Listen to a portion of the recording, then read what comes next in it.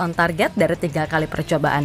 Kemudian dari sisi defense, Calvin mampu melakukan 2 intercept, 3 defensive actions, 2 ball recoveries, serta memenangkan 2 duel. Nah, yang bikin istimewa, ini pemain speednya kenceng bukan main. Ketika mode menyerang, ia bisa dengan cepat berada di area lawan. Lalu ketika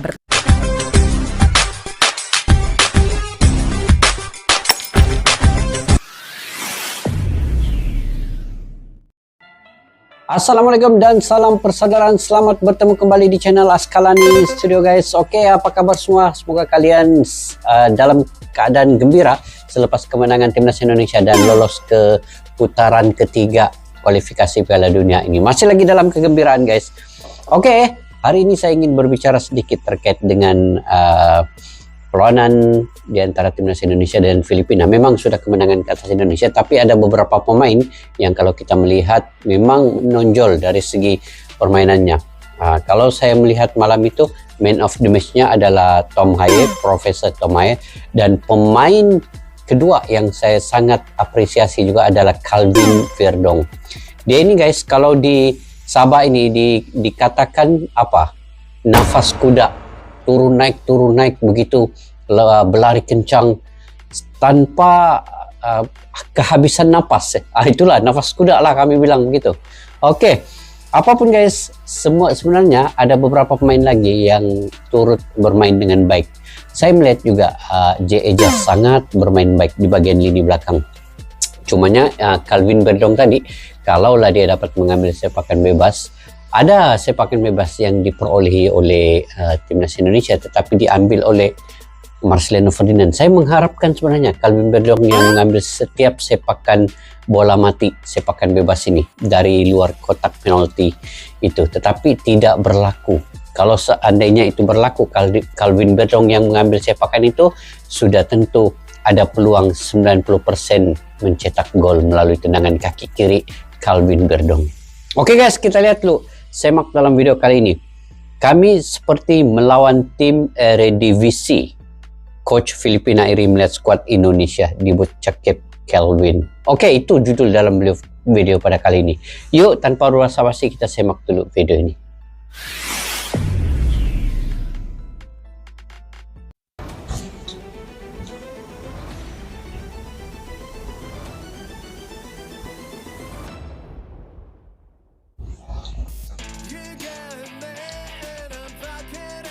Stadium pun full kan guys, 80.000.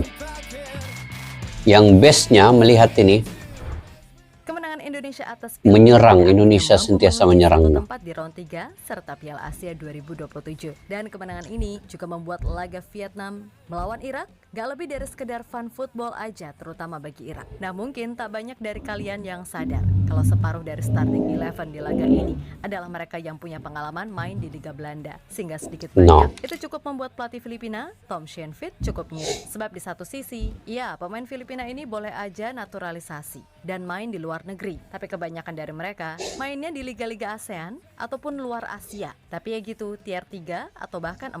Sehingga wajar perbedaan kualitas individu itu terasa nyata adanya. Dan di laga ini debut Calvin Verdong benar-benar mantap deh. Kelihatan jelas kalau kualitas pemain ini benar-benar membuat Indonesia beruntung banget memilikinya. Betul. Memang beruntung Indonesia guys memiliki Calvin Verdong.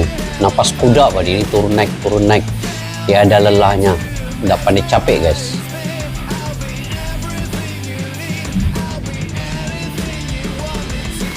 Keberhasilan Indonesia melaju ke round 3 kualifikasi Piala Dunia 2026 tentu saja sangat amat patut disyukuri, dan kredit juga buat semua elemen timnas yang dengan cepat mampu move on dari kekalahan sebelumnya. Yap, di laga ini harus diakui kalau sejak menit awal para pemain timnas Indonesia beneran ingin menang, sehingga itu membuat Filipina benar-benar nyaris nggak dikasih nafas karena terus digempur. Betul 90 menit menyerang dan terus menyerang. Itu yang kalau ada di stadion waktu ini memang best tengok menonton permainan timnas Indonesia ini. Kita akan macam mau berteriak nih guys.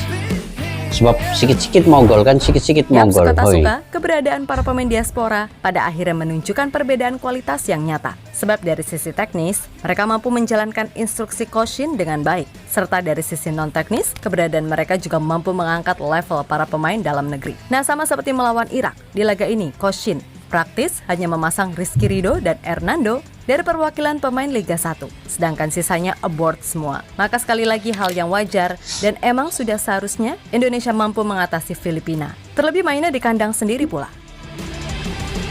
Sebenarnya Indonesia bisa mengalahkan Irak tempo hari guys. Cuma kesilapan sedikit dan ketiadaan penyudahan cetakan gol di babak yang pertama itu yang menyebabkan Indonesia ini gagal mengalahkan Irak. Tapi kalau dari segi peluang dan juga position ball itu, Indonesia lagi banyak tahu menyerang ketika melawan Irak itu. Cuma peluang untuk cetakan gol itu tidak disudahkan dengan hasil gol itu sendiri. Jadi itu yang menyebabkan kekalahan kepada timnas Indonesia apabila Irak mengambil sedikit kesilapan daripada Indonesia itu untuk mereka mencetak gol. Kalau tidak, memang Indonesia akan menang melawan Irak. Dari segi permainan itu memang sudah kita anggap boleh mengembirakan lah. Kita pun gembira melihat cara permainan, terhibur ya ketika itu. Cuma itulah keberuntungan. Itu yang sedikit perlu diperbaiki lah akan datang.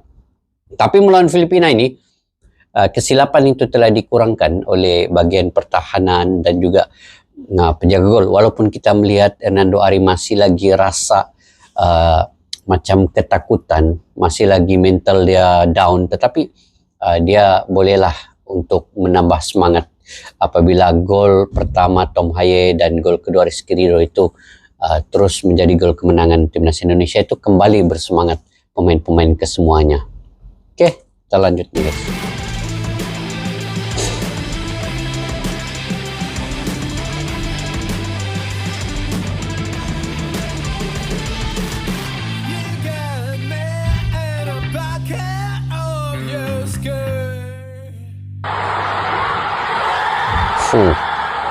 Ini betul-betul gol yang antara gol tercantik lah guys, gol berkelas dunia. Oh gila penontonnya. Dan satu lagi guys, saya betul-betul merinding ketika Tom Haye itu dia buat macam begini, meraihkan gol itu, dia macam terjun kan gini. Wah itu merinding guys, bulu roma. Memang betul-betul satu keseronokan yang dia raihkan ketika gol itu terjadi ya. Ini gol Rizky Ridho pun memang ini pun berkelas dunia juga nih, mengelirukan penjaga gol, tidak dapat disentuh guys oleh penjaga gol, penjaga gawang Filipina. Memang.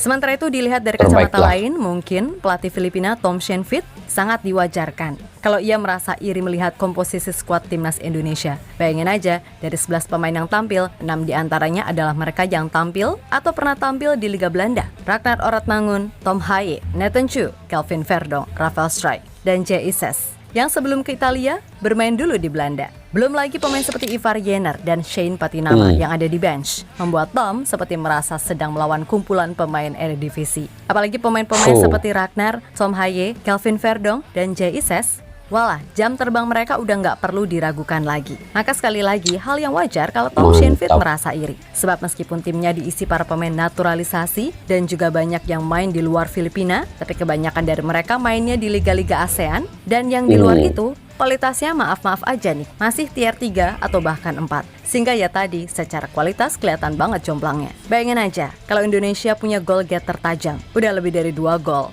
Karena ya emang sebanyak itu peluangnya. Dan secara keseluruhan, Indonesia emang sangat amat layak menang. Tapi yang bagusnya guys, fans tengok penonton Indonesia ini tidak berganjak di tempat duduk mereka di tribun itu, sehinggalah pemain ini masuk ke dalam ruang ganti. Mereka sanggup duduk situ melihat pemain-pemain timnas Indonesia meraihkan kejayaan itu kan. 80.000 ini penyokong yang datang. Gila penuh stadion guys.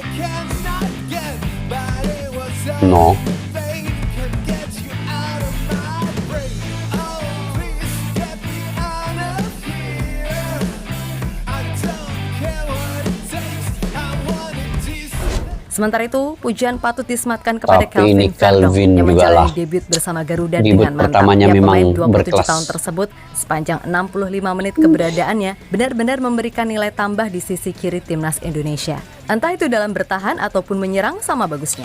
Yap, dilansir dari Football, Calvin sendiri tercatat Total mampu shotnya melepas 3. 20 passing sukses dengan akurasi rata-rata 80%. Lalu ia juga tercatat melepaskan 2 shots on target dari 3 kali percobaan. Kemudian dari sisi defense, Calvin mampu melakukan 2 intercept, 3 defensive actions, 2 ball recoveries, serta memenangkan 2 duel. Nah, yang bikin istimewa, ini pemain speednya kenceng bukan main. Ketika mode menyerang, ia itu bisa dengan speednya cepat itu. berada di Kencang area bener. lawan. Lalu ketika bertahan, walah, turunnya udah hybrid macam di Uber Macan. Pokoknya kenceng banget. Dan emang begitulah seharusnya level pemain yang tampil reguler di klub peringkat 6 Eredivisie musim ini.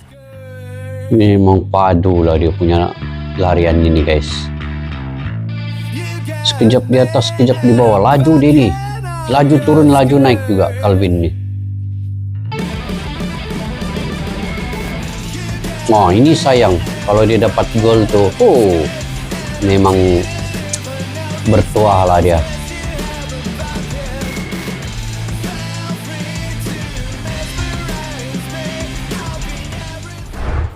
Yap, terlepas dari apapun, pokoknya kemenangan ini sangat berarti. Dan semoga di round 3 nanti, kekuatan Indonesia benar-benar bisa bertambah seiring datangnya pemain grade A. Yang mana itu sepertinya sejalan dengan apa yang diutarakan pelatih Filipina, yang menyebut keberadaan para pemain keturunan Belanda ini benar-benar mampu mengangkat level timnas Indonesia. Mereka, para pemain keturunan Belanda, menambah kekuatan Indonesia. Mereka bermain di level Eropa. Di level tertinggi, Indonesia sudah begitu berkembang dalam setahun terakhir. Ucap Tom dilansir dari Sport Detik. Akhirnya akur juga lah ini coach Filipina ini kan.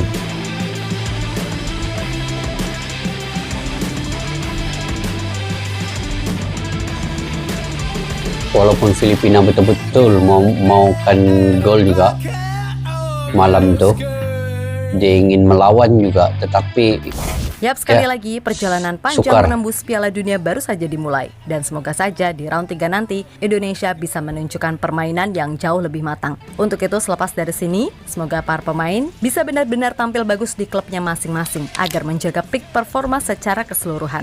Lalu untuk para anti STY, gimana nih? Mau cari alasan apa lagi? Ya mentok-mentok pasti bilangnya karena lawannya Filipina kan? Tapi ya udah, persatan aja sama apa yang kalian katakan. Intinya sekarang Indonesia lolos dan di Piala Asia 2027 gak perlu lagi main lewat jalur kualifikasi. So sekali lagi, apapun caranya, apapun ceritanya, sejarah tetaplah sejarah. Oke?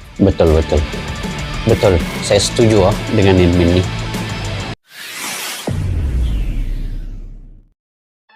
Oke guys, itu antara paparan video pada kali ini. Apa yang saya ingin katakan di sini guys, sebenarnya ketika Indonesia melawan Filipina itu, saya rasa dub-dap. Pada awalnya memang begitu guys. Saya rasa ada sesuatu yang perlu Indonesia perbaiki. Tetapi selepas melihat permainan Calvin Verdong, Tom Haye, Nathan Joao, J. Ejas, saya punya dub-dap itu sebenarnya berkurangan. Tapi menit pertama sehingga menit ke-15 masih lagi saya rasa degupan jantung itu, sebab Filipina juga menyerang dalam keadaan bahaya juga. Tetapi selepas saya melihat permainan Calvin Verdong, cepat gila pemain ini, naiknya lepas itu turun lagi, naik lagi, turun lagi, laju guys. Jadi saya beranggapan bahwa bagian lini pertahanan di situ ada J. Ejas, kemudian Calvin Verdong juga membantu, Asnawi Mangku Alam, dan beberapa pemain lain. Dan di tengah Tom Haye bertindak agresif begitu cepat sekali, tempo dilajukan permainan itu, barulah saya rasa ada satu kelegaan sedikit. Dan sehinggalah Indonesia menyerang banyak peluang yang perlu. Sebelum Tom Haye mencetak gol, lebih kurang ada 3 lagi gol yang sebenarnya terhasil kalau betul-betul diterjemahkan dengan cetakan gol. Tetapi apa boleh buat, tidak dapat dicetak dengan cetakan gol, maka selepas Tom Haye mencetak gol itu barulah kelegaan itu berkurangan sedikit guys. Dub-dap itu pun berkurangan. Jadi Indonesia dengan adanya pemain bergrade A seperti Calvin Verdong itu, dan dibantu di bagian tengah itu oleh Tom Haye punya permainan, kemudian semualah saya tidaklah menyebut semua nama-nama pemain diaspora ini ya, sebab semua bermain dengan baik. Semua pun melakukan mengikut posisi dan juga apa yang taktik direncanakan oleh Sinteyong. Mereka melakukan dengan serba boleh. Cuma memanglah ada yang beranggapan, oh ini lawan Filipina. Tapi Filipina sekarang bukan Filipina seperti yang dulu. Lawan Vietnam pun, di Vietnam, Filipina dapat 2 gol awal. Dia mendahului Vietnam. Sebelum Vietnam menang, di menit-menit akhir, menit ke-93, baru dapat gol ketiga Vietnam tuh. Di kandang Vietnam. Jadi ini menunjukkan Filipina juga merupakan tim yang hebat pada saat ini. Jadi tidak boleh juga dipertikaikan. Tidak boleh dipertikaikan bahwa ini lawan Filipina ranking bawah. Mereka juga berusaha untuk menang sebenarnya. Dan Indonesia juga tim yang kuat. Indonesia menyerang dan menyerang untuk mencipta gol, dan akhirnya gol itu berlaku dan Indonesia menang dan akhirnya lolos ke putaran ketiga. Hanya di Asia Tenggara ini Indonesia satu-satunya yang lolos. Jadi syukur alhamdulillah, saya ucap tahniah dan selamat sekali lagi untuk timnas Indonesia. Saya ingin melihat sebenarnya di dalam waktu terdekat ini siapa lagi pemain diaspora yang akan masuk ke timnas Indonesia. Jadi kita nantikan sama-sama, kita akan ikuti perkembangan dari masa ke semasa, dan saya juga akan memberikan ulasan-ulasan yang terbaik untuk kalian semua di sepak bola Asia Tenggara ini. Oke guys, mungkin kalian punya pandangan pendapat sendiri, kalian boleh komentar ya di ruang kolom di bawah. Dan kepada yang baru mampir ke channel ini, mudah-mudahan kalian membantu dengan memberi dukungan, subscribe, like, share, dan komen juga. Kepada yang sudah subscribe, terima kasih jutaan yang sebanyaknya kepada kalian semua yang tidak henti-henti menyokong channel Askalani Studio dengan like dan juga mengomentar di bagian komentar di bawah. Saya semua baca komentar-komentar kalian juga guys. Oke, sampai berjumpa lagi di video yang akan datang. Assalamualaikum warahmatullahi wabarakatuh. Bye-bye. Askalani Studio untuk kita, channel yang bereaksi tentang apapun yang ada di Indonesia. Channel YouTube dari Malaysia di Askalani Studio. Jika mau tahu tentang Indonesia, ayo like and subscribe channel kami Askalani Studio.